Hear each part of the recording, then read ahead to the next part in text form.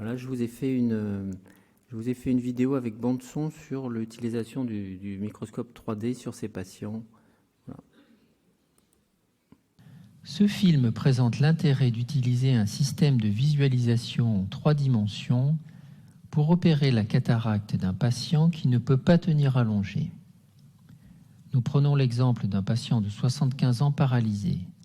Le décubitus dorsal et la position assise sont impossibles, tout comme le positionnement habituel du microscope, car la tête du patient est malheureusement fixe sur l'axe de 54 degrés.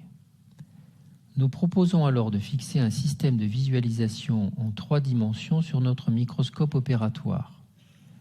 Il est nécessaire d'utiliser un microscope dont la tête peut être inclinée à 45 degrés ou plus, afin de pouvoir la positionner en face de l'œil du patient. Vous voyez ici l'inclinaison progressive de la tête du microscope, puis son inversion, et enfin la vérification du bon positionnement en regardant l'écran du système de visualisation 3D. Dans ce cas, l'œil est bien en face et accessible. Cette vision latérale confirme la bonne orthogonalité entre l'axe du microscope et le plan visuel du patient. La pose du champ opératoire est habituelle et ne pose pas de soucis particuliers. Le chirurgien reste debout. Il se positionne derrière la tête du patient pour un œil droit comme il a l'habitude de le faire. Vous voyez qu'on a l'inclinaison à 46 degrés mesurée, mais également l'inversion de la tête qui doit être compensée par une inversion de l'image sur l'écran. Le chirurgien règle le microscope, son focus et son XY avec le pied droit à la droite du lit du patient. Le chirurgien garde la tête bien droite et s'appuie légèrement sur la tête de lit. L'intervention peut débuter comme habituellement en regardant uniquement l'écran. L'incision d'abord, que le chirurgien voit en 3 dimensions sur son écran à l'aide des lunettes. Le capsulorhexie sur un plan large pour voir le positionnement du chirurgien, puis sur son écran. La rotation du noyau.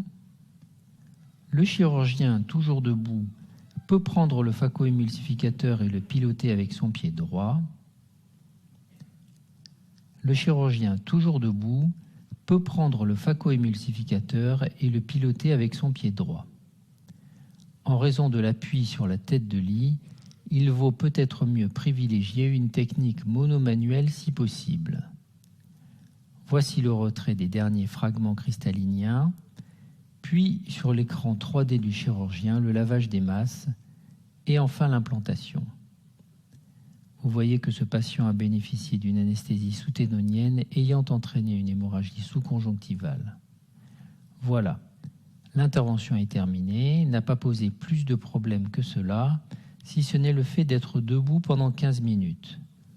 Le patient est satisfait et sa récupération a été chiffrée à 7 dixièmes un mois plus tard.